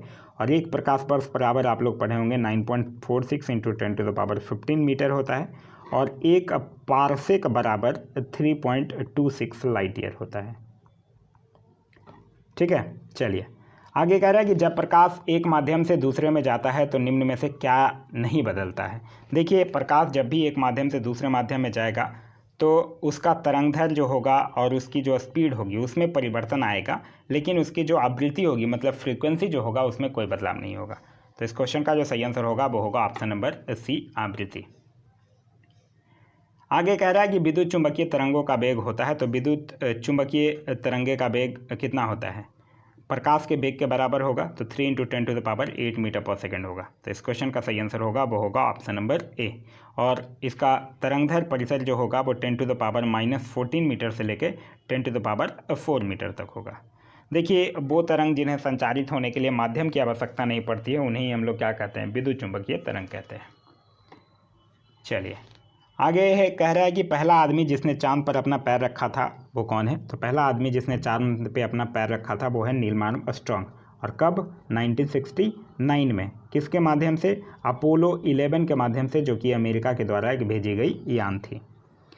कह रहा सबसे ज़्यादा श्यानता होती है, श्यानता मतलब विस्कोसिटी। विस्कोसिटी होती किस में है, विस्कोसिटी जो है वो केवल लिक्विड और गैस में होता है, सॉलिड में तो होता नहीं है विस्कोसिटी। क्योंकि विस्कोसिटी होता क्या है, तरल का एक ऐसा गुण जिसके कारण से तरल की विभिन्न परतों के मध्य अपेक्षित गति का विरोध होता है, उसी को हम लोग विस्कोसिटी या फिर श्यानता बोलते हैं। तो यहाँ पूछ रहा है सबसे ज़्यादा किसका होगा। तो सबसे ज़्यादा होगा शहद का, फिर उसके बाद होगा खून का, फिर उसके बाद होगा जल का, और फिर उसके बाद होगा वायु का। नेक्स्ट कह रहा है निम्न में से कौन सा ऊष्मा का सबसे अच्छा कुचालक है। तो ऊष्मा का सबसे अच्छा कुचालक पारा है, लेकिन ध्यान रहेगा यह विद्युत का एक अच्छा सुचालक है। तो इस क्वेश्चन का सही आंसर होगा वो होगा ऑप्शन नंबर सी, पारा। आगे कह रहा है कि प्लूटोनियम न्यूक्लाइड के नाभिकों में न्यूट्रॉनों की संख्या कितनी होती है। देखिए अगर ऐसा कुछ लिखा हुआ होता है तो आप ये पढ़े होंगे कि यहाँ पे क्या लिखा होता है, एटॉमिक नंबर लिखा हुआ होता है, और यहाँ पे क्या लिखा हुआ होता है, यहाँ पे लिखा होता है मास नंबर, ठीक है। यानी इसका मास नंबर 242 है और एटॉमिक नंबर 94 है। तो न्यूट्रॉनों की संख्या बराबर क्या होता है, यही तो होता है द्रव्यमान संख्या माइनस में प्रोटोनों की संख्या। यानी 242 में से अगर आप 90 को माइनस कर देते हैं तो आपका आंसर आ जाएगा 148। तो इस क्वेश्चन का सही आंसर होगा वो होगा ऑप्शन नंबर बी। आगे कह रहा है कि पुलिस के द्वारा नशे में गाड़ी चलाने वाले की सांस की जांच के लिए फ़िल्टर पेपर पर क्या होता है, तो उस पर क्या होता है, पोटेशियम डाइक्रोमेट सल्फ्यूरिक अम्ल होता है। तो इस क्वेश्चन का सही आंसर होगा वो होगा ऑप्शन नंबर ए, पोटेशियम डाइक्रोमेट सल्फ्यूरिक अम्ल, ठीक है। नेक्स्ट कह रहा है कि चूने का पानी किसके द्वारा दूधिया हो जाता है। चूने का पानी किसको कहते हैं, कैल्शियम हाइड्रोक्साइड यानी CaOH का होल 2। अब देखिए CaOH का होल 2 जो होगा उसको अगर आप CO2 के साथ रिएक्ट कराइएगा तब वो देगा CaCO3 और H2O। CaCO3 इसका मतलब क्या है कि वो दूधिया हो जाता है। तो यानी आपका आंसर जो होगा वो होगा ऑप्शन नंबर बी, CO2 के साथ वो रिएक्ट करेगा तो क्या हो जाएगा, दूधिया हो जाएगा। कह रहा है पेट्रोल तथा डीजल के अधूरे जलने से उत्पन्न होती है। तो पेट्रोल और डीजल के अधूरे जलने से क्या उत्पन्न होती है, कार्बन मोनोऑक्साइड उत्पन्न होती है, CO। तो इस क्वेश्चन का जो सही आंसर होगा वो होगा option number D, carbon monoxide उत्पन्न होती है। कार्बन मोनोऑक्साइड की बात कीजिएगा तो यह एक रंगहीन और गंधहीन गैस है जो रक्त की ऑक्सीजन परिवहन क्षमता को कमज़ोर कर देता है। आगे कह रहा है कि एक घोल का pH जो है वो 3 से 6 बदलता है, इसमें H+ आयन की सांद्रता क्या होगी, मतलब H+ की कॉन्सेंट्रेशन आपको निकालना है। देखिए H+ का कॉन्सेंट्रेशन निकालने के लिए आपको वो लॉग वाला फार्मूला यूज करना पड़ेगा कि pH बराबर क्या होता है, लॉग और 1/H कॉन्सेंट्रेशन। इससे आप अगर सॉल्व कर दीजिएगा तो आपका आंसर आ जाएगा 1000 गुना कम होगा। तो सही आंसर होगा ऑप्शन नंबर डी। नेक्स्ट कह रहा है कि रेत और नफ्तलीन के मिश्रण को किसके द्वारा अलग किया जा सकता है, तो इसको किया जा सकता है सब्लिमेशन यानी कि उदरपातन के द्वारा। क्या होता है सब्लिमेशन, जब कोई ऐसा प्रोसेस जिसमें सॉलिड जो है वो डायरेक्टली गैस में कन्वर्ट हो जाता है बिना लिक्विड स्टेट में गए हुए, उसी को हम लोग क्या कहते हैं, सब्लिमेशन कहते हैं। नेक्स्ट कह रहा है बेंजीन में सिग्मा और पाई बंध की संख्या कितना होता है। बेंजीन यानी क्या, C6H6। तो बेंजीन में 12 सिग्मा और 3 पाई बंध होते हैं। तो इस क्वेश्चन का जो सही आंसर होगा वो होगा ऑप्शन नंबर सी, 12 सिग्मा और 3 पाई बंध होते हैं। नेक्स्ट कह रहा है यूरिया में उपस्थित होने वाले तत्व कौन है। तो यूरिया क्या है, कार्बनिक यौगिक है जिसका रासायनिक सूत्र क्या होता है, रासायनिक सूत्र होता है NH2CO NH2। अब देख लीजिए क्या क्या होता है, इसमें कार्बन होगा, हाइड्रोजन होगा, नाइट्रोजन होगा, ऑक्सीजन होगा, ठीक है। तो इस क्वेश्चन का सही आंसर होगा वो होगा option number D, carbon, hydrogen, nitrogen और ऑक्सीजन। आगे कह रहा है कि अदरक तना है जड़ नहीं क्योंकि, तो अदरक तना है जड़ नहीं क्योंकि इसमें नोड और इंटरनोड होते हैं। तो इस क्वेश्चन का जो सही आंसर होगा वो होगा ऑप्शन नंबर बी, इसमें नोड और इंटरनोड होते हैं। तो ये क्या है, इसी तरह से अगर आप उदाहरण देखते हैं तो प्याज हो गया, आलू हो गया, अदरक हो गया, ये सब क्या है, तना ही है। आगे कह रहा है कि निम्न में से सबसे मीठी चीनी है, तो सबसे मीठी चीनी है फ्रुक्टोज। तो इस क्वेश्चन का सही आंसर होगा वो होगा ऑप्शन नंबर ए, फ्रुक्टोज जो है वो एक मोनोसैकराइड है जो कि सुक्रोज की तुलना में लगभग 1.7 गुना अधिक मीठा होता है। सुक्रोज किसको किसको मिलाकर बनता है, ग्लूकोज और फ्रैक्टोज को। माल्टोज जो है वो ग्लूकोज और ग्लूकोज को, और लैक्टोज जो है वो ग्लूकोज और ग्लैक्टोज को मिलाकर बनता है। आगे कह रहा है कि निम्न में से कौन सा एक सच्चा फल नहीं है। सच्चा फल नहीं है इसका मतलब है कि वो झूठा फल के बारे में पूछ रहा है आपसे कि कौन है झूठा फल। झूठा फल किसको कहते हैं, जो अंडाशय से नहीं बल्कि फूल या उत्तक के कोई अन्य भाग से प्राप्त होता है उसको हम लोग झूठा फल कहते हैं। जैसे कि स्ट्रॉबेरी हो गया, अनानास, अंजीर, सेव, नाशपाती, ये सब जो है वो उसके उदाहरण हैं। तो इस क्वेश्चन का जो सही आंसर होगा वो होगा ऑप्शन नंबर ए, सेव। आगे कह रहा है कि फलियां जो है बहुत अधिक पौष्टिक होती है क्योंकि उनमें प्रचुर मात्रा में होता है। तो क्या होता है उनमें प्रचुर मात्रा में, उनमें प्रचुर मात्रा में प्रोटीन होता है। तो इस क्वेश्चन का जो सही आंसर होगा वो होगा ऑप्शन नंबर बी, प्रोटीन होता है। प्रोटीन की अगर हम लोग बात करते हैं तो प्रोटीन शब्द का जो सर्वप्रथम प्रयोग है वो जे बर्जीलियस के द्वारा किया गया था। यह एक जटिल कार्बनिक यौगिक है जो कि 20 अमीनो अम्ल से मिलकर बना हुआ होता है। आगे कह रहा है कि लौंग एक मसाला पौधे के किस भाग से प्राप्त होता है। तो लौंग जो है वो फूल की कली से प्राप्त होता है, जिसका लैटिन नाम लौंग का क्या है, पीपर है। तो इस क्वेश्चन का सही आंसर होगा वो होगा ऑप्शन नंबर डी, फूल की कली से। आगे कह रहा है मांसपेशियों में दर्द के उपचार में उपयोग किए जाने वाला विकिरण है, तो क्या चीज़ का उपयोग किया जाता है? इंफ्रारेड का किया जाता है। तो इस क्वेश्चन का जो सही आंसर होगा वो होगा ऑप्शन नंबर ए, इंफ्रारेड का उसमें उपयोग किया जाता है। इंफ्रारेड की अगर हम लोग बात करते हैं तो इंफ्रारेड जो किरणें होती हैं वो ऊष्मीय विकिरण होता है। ये जिस भी वस्तु पर पड़ती है उसका ताप जो है वो बढ़ जाता है, इसीलिए इसका उपयोग जो है वो कोहरे में फोटोग्राफी करने और रोगियों की सेकाई करने के लिए किया जाता है। इसके इंफ्रारेड यानी अवरक्त किरणों की बात कीजिएगा तो इसके खोजकर्ता जो हैं वो हर्शल हैं, और इसकी आवृत्ति प्रतिशत जो होती है वो 10⁻12 से लेकर 10⁻10 तक होती है। क्लियर है? चलिए नेक्स्ट कह रहा है दूध किसका घटिया स्रोत है? घटिया स्रोत यहाँ पूछ रहा है। तो दूध में जनरली विटामिन सी और आयरन नहीं पाया जाता है। तो इस क्वेश्चन का सही आंसर होगा वो होगा option number C, vitamin C. Vitamin C की अगर केमिकल नाम की बात करते हैं तो इसका केमिकल नाम जो होता है वो होता है एस्कॉर्बिक एसिड। आगे कह रहा है कि ग्लूकोज को एथिल अल्कोहल में किस एंजाइम के द्वारा बदल दिया जाता है?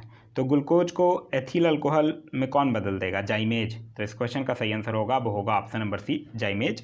जाइमेज जो है वो एक एंजाइम कॉम्प्लेक्स है जो कि ग्लूकोज के किण्वन को एथिल अल्कोहल और कार्बन डाइऑक्साइड में उत्प्रेरित करता है, और यह जो है वो प्राकृतिक रूप से ईस्ट में पाया जाता है।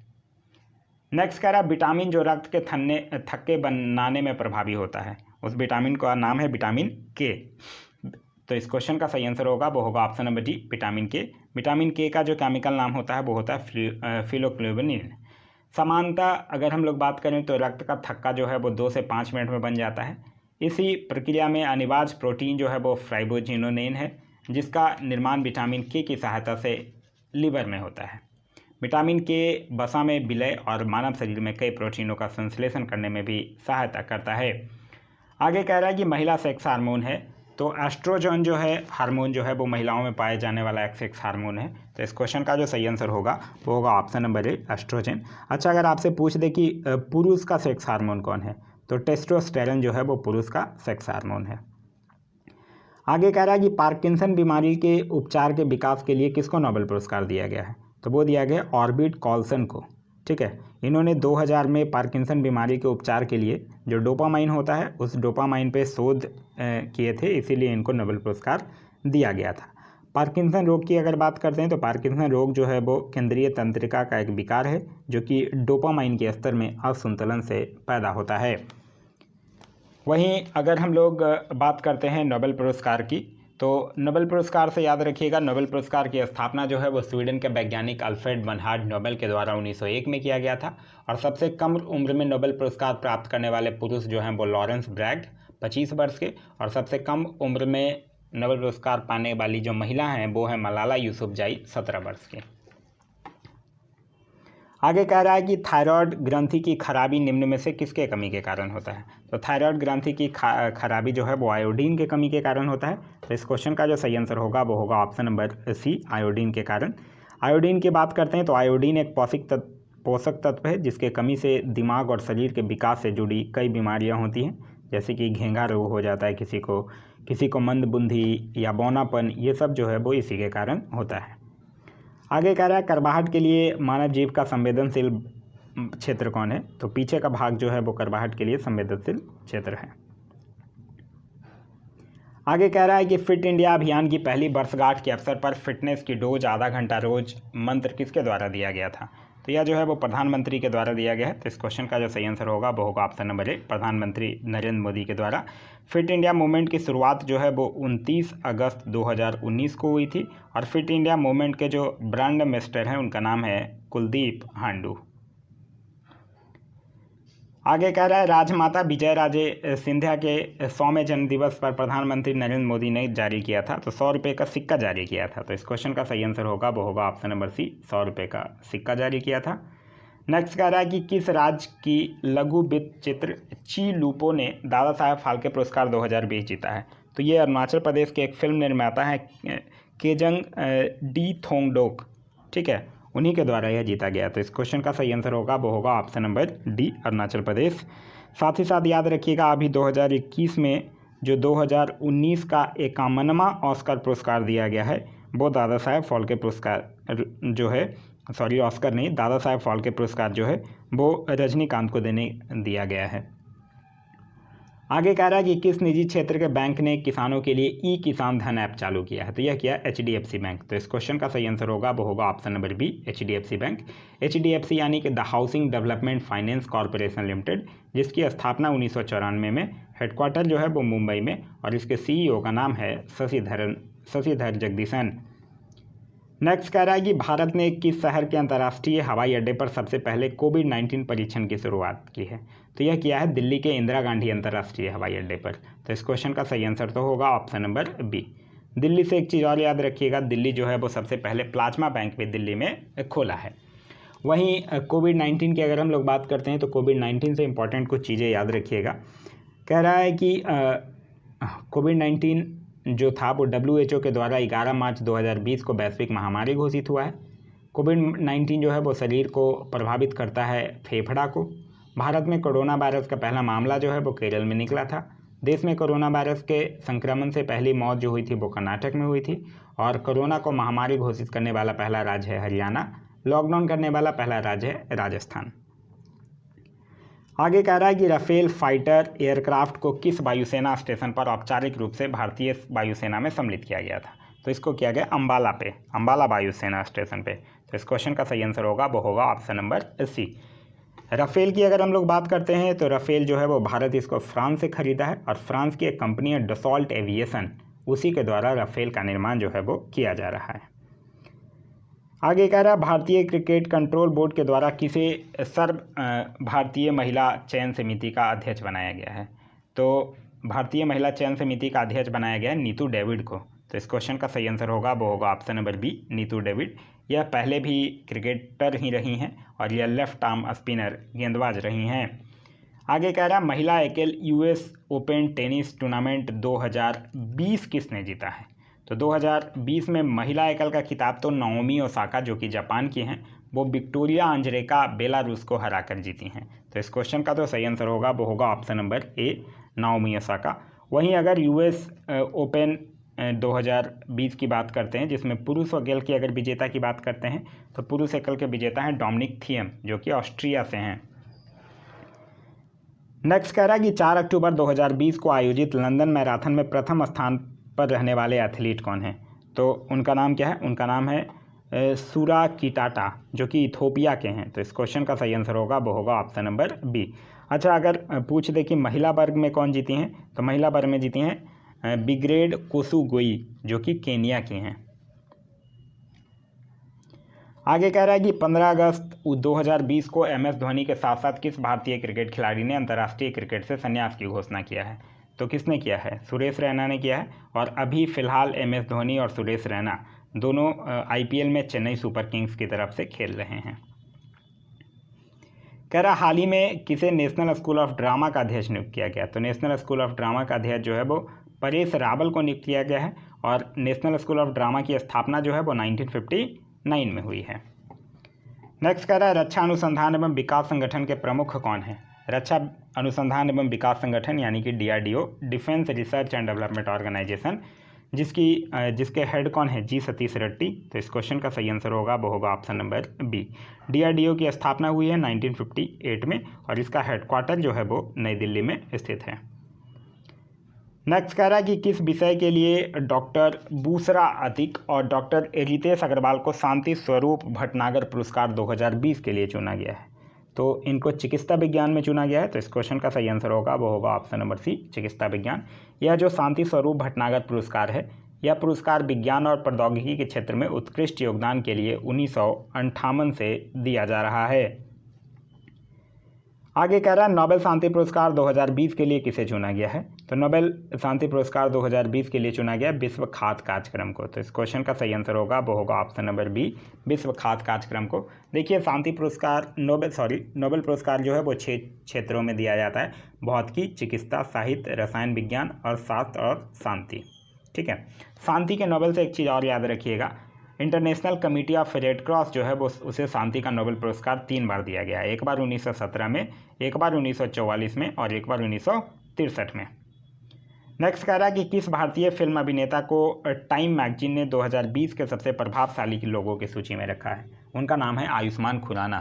तो इस क्वेश्चन का सही आंसर होगा वो होगा option number A, Ayushmann Khurrana. Next कह रहा है हाल ही में कितने भारतीय समुद्र तट को ब्लू फ्लैग सर्टिफिकेशन के लिए अनुशंसित किया गया है? क्या होता है ब्लू फ्लैग सर्टिफिकेशन? मतलब वो कितना आप साफ़ सुथरा रख रहे हैं, यही ब्लू फ्लैग सर्टिफिकेशन होता है मेनली। तो यह किया गया है 8। तो इस क्वेश्चन का जो सही आंसर होगा वो होगा ऑप्शन नंबर सी, 8। आगे कह रहा है कि 21 सितंबर 2020 को वीडियो सम्मेलन के द्वारा किस राज्य में घर तक फाइबर योजना प्रारंभ की गई? तो घर तक फाइबर योजना जो है वो प्रधानमंत्री नरेंद्र मोदी के द्वारा शुरुआत किया गया है और यह योजना जो है वो इलेक्ट्रॉनिक्स और सूचना प्रौद्योगिकी मंत्रालय के द्वारा क्रियान्वित किया जा रहा है। इसका मुख्य उद्देश्य जो है वो लगभग 45,945 गाँवों को ऑप्टिकल फाइबर इंटरनेट सेवा से जोड़ना है। तो इस क्वेश्चन का तो सही आंसर होगा वो होगा option number C, Bihar. Next कह रहा है कि क्वाड्रिलेटरल सिक्योरिटी डायलॉग नामक एक अनौपचारिक युद्ध नीतिक समूह का निम्न में से कौन सदस्य देश नहीं है, यह आपसे पूछ रहा है। देखिए इसका सदस्य देश अगर हम देखते हैं क्वाड्रिलेटरल वाले में, तो उसमें अमेरिका है, भारत है, जापान है और ऑस्ट्रेलिया है और कोई नहीं है। तो इस क्वेश्चन का सही आंसर होगा वो होगा ऑप्शन नंबर सी, चीन।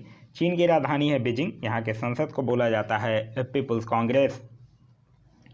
नेक्स्ट कह रहा है कि सितंबर 2020 में वीडियो सम्मेलन के माध्यम से ब्रिक्स के संस्कृति मंत्रियों की 5वीं बैठक में किसने भारतीय दृष्टिकोण का प्रतिनिधित्व किया था? तो ये हुआ था उस समय हमारे संस्कृति मंत्री हुआ करते थे प्रहलाद सिंह पटेल, इसलिए उन्होंने किया था। तो इस क्वेश्चन का तो सही आंसर है प्रहलाद सिंह पटेल। लेकिन अब याद रखिएगा अब केंद्रीय संस्कृति मंत्री जो हैं वो चेंज हो गए हैं और वर्तमान में जी किशन रेड्डी जो हैं वो केंद्रीय मंत्री हैं।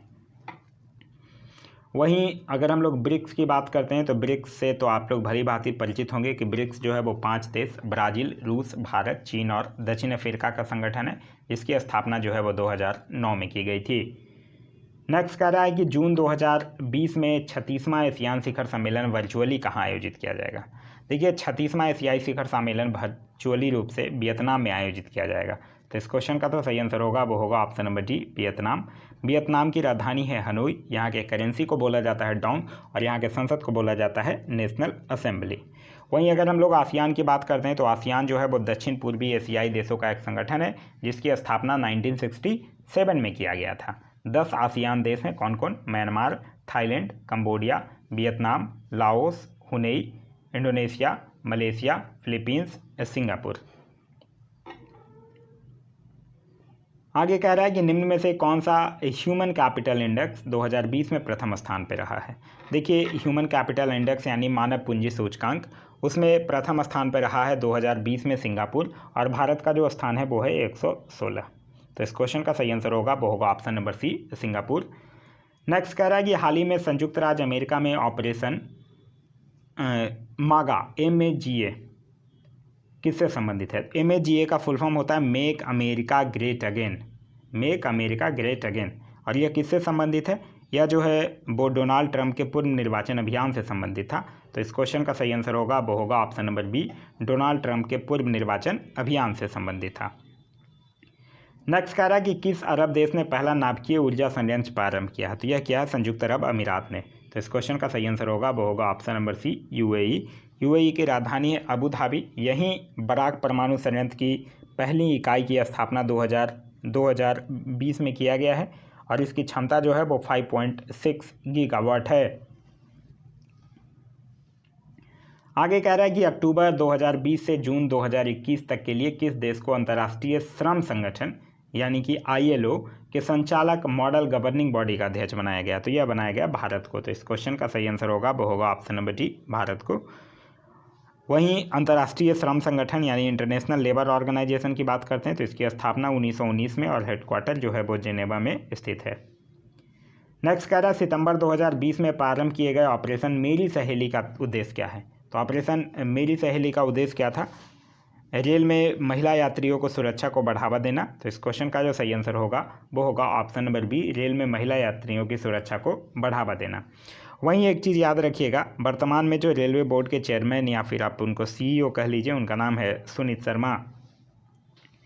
नेक्स्ट कह रहा है दिसंबर 2018 के अनुसार विश्व के निम्न देशों में से किस देश में सबसे अधिक भारतीय आबादी है। तो सबसे अधिक भारतीय आबादी दिसंबर 2018 तक था संयुक्त राज्य अमेरिका में। तो इस क्वेश्चन का जो सही आंसर होगा वो होगा ऑप्शन नंबर डी। लेकिन अगर अभी की बात करते हैं तो अब सर्वाधिक हो गया यूएई में, ठीक है, और दूसरे नंबर पे हो गया यूएसए, ध्यान रखिएगा।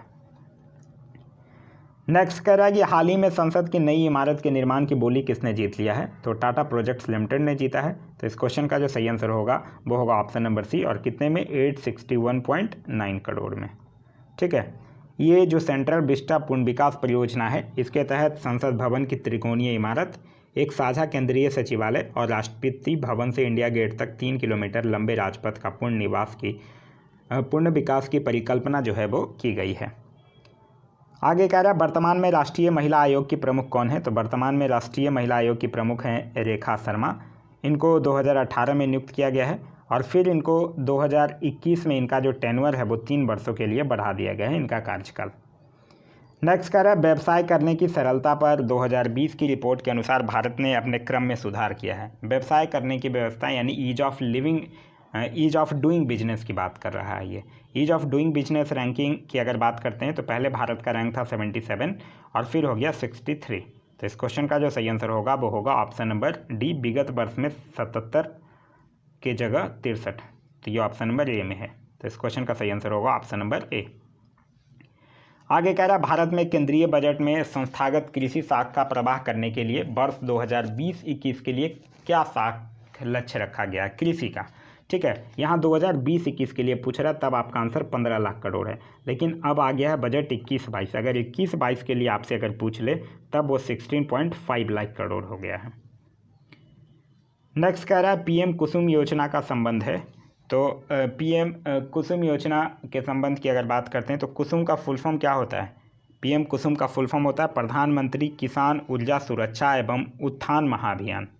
यह जो है वो मेनली किसानों की डीजल और किरोसिन पर निर्भरता समाप्त करना तथा पंप सेटों को सौर ऊर्जा से जोड़ने के लिए है। तो इस क्वेश्चन का सही आंसर होगा वो होगा ऑप्शन नंबर डी।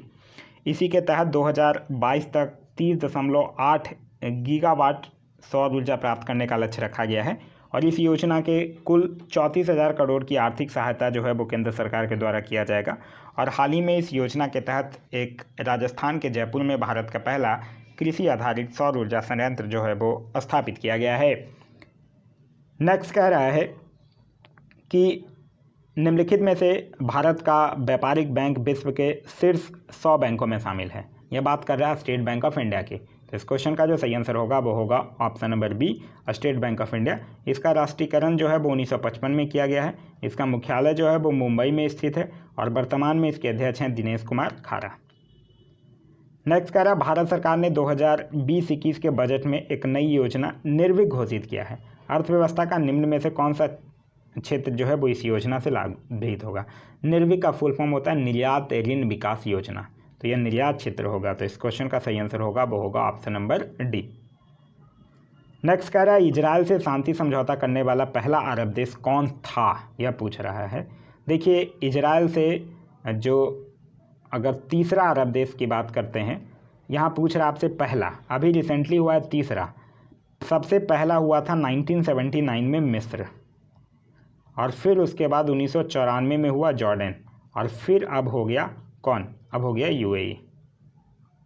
ठीक है, तो यहाँ आपसे पहला पूछ रहा है तो आपका आंसर जो होगा वो होगा मिस्र। नेक्स्ट क्वेश्चन कह रहा है कि नागरिकता संशोधन कानून जो है वो कब पारित किया गया था।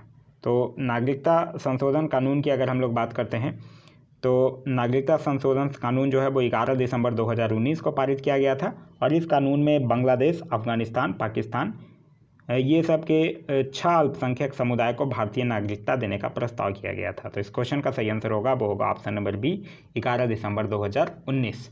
भारतीय नागरिकता की बात करते हैं तो इसका विवरण जो है वो भाग 2 में है, अनुच्छेद 5 से 11 तक है, और भारत में एकल नागरिकता का प्रावधान है। आगे कह रहा भारत का 13वां प्रधान बंदरगाह किस राज्य में स्थापित किए जाने वाला है। तो किया जाने वाला है ये किस में हो चुका है, ये महाराष्ट्र के, जिसका नाम है बधावन बंदरगाह। तो इस क्वेश्चन का जो सही आंसर होगा वो होगा ऑप्शन नंबर सी। और इस बंदरगाह जो है वो भारत का ये 13वां प्रधान बंदरगाह है जो महाराष्ट्र राज्य में स्थापित किया जा रहा है। वहीं महाराष्ट्र से एक चीज़ और याद रखिएगा, भारत की जो पहली जलमग्न सुरंग है वो भी महाराष्ट्र के मुंबई में लगा है। आगे कह रहा है भारत की पहली स्वदेशी एंटी रेडिएशन मिसाइल का नाम क्या है? तो उसका नाम है रुद्रम। ठीक है, क्या नाम है? रुद्रम नाम है, जो कि किसके द्वारा तैयार किया गया है? DRDO के द्वारा तैयार किया गया है और ये हवा से सतह पर मार करने वाली मिसाइल है। तो इस क्वेश्चन का सही आंसर होगा वो होगा option number D, Rudram. Rudram की अगर नामकरण की बात करते हैं तो संस्कृत से ही शब्द लिया गया है रुद्रम। तो रुद्रम में AR और M ये तीनों अक्षर शामिल है। तो AR और M का मतलब होता है एंटी रेडिएशन मिसाइल। ठीक है, और संस्कृत शब्द जो रुद्रम है उसका मतलब होता है दुखों का निवारण यानी कि रिमूवर ऑफ सॉरोज।